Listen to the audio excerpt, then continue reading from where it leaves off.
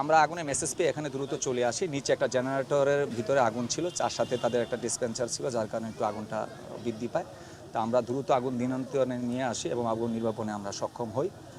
আর overall আমরা যেটা দেখছি যে আসলে এই এখন মাত্র তো আমরা কিছুক্ষণ হলো আগুন নির্বাপন শেষ করছি। ওভারঅল বিল্ডিংটা তো এখন আমরা পুরোপুরি সেইভাবে আসলে দেখতে পারি না যে এটার সেফটিটা কীরকম আছে না আছে, এটার জন্য আমাদের আসলে সময় দিতে হবে। আর দ্বিতীয় হচ্ছে যে ওনাদের যে সেফটি ব্যবস্থা ছিল কিন্তু ওনাদের আরেকটা বিষয় ছিল যেটা ভালো, যে দুইটা সিঁড়ি ছিল, যার কারণে অনেক পেশেন্ট বিকল্প সিঁড়ি দিয়ে ওনারা বের হয়ে যেতে পারছে। কারণ জেনারেটরটা যে সিঁড়ির নিচে ছিল সেখান দিয়ে ধোঁয়াটা উঠে, তো বিকল্প সিঁড়িটা থাকার কারণে ওনারা ওই সিঁড়ি ব্যবহার করে বের হয়ে যেতে পারছে। এবং আমরাও দুইজন পেশেন্ট আহত ব্যক্তিকে, যারা এখানে চিকিৎসাধীন অবস্থায় ছিল, তাদেরকে বের করে নিয়ে আসছে। এটা আল্লাহর কাছে অশেষ শুকরিয়া যে আসলে আমরা সঠিক সময়ে সঠিক পদক্ষেপ নিতে পেরেছি।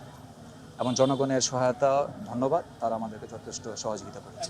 আমরা নিজেরাই সেখানে কোনো পর্যন্ত হতাহত আল্লাহর রহমতে হয় নাই, কিন্তু যারা ভর্তি ছিল বা ওই পেশেন্টগুলো বের হয়ে গেছে, ওনারা হাসপাতালের সহায়তা এবং আমাদের সহায়তা ওনারা বের হয়ে গেছে।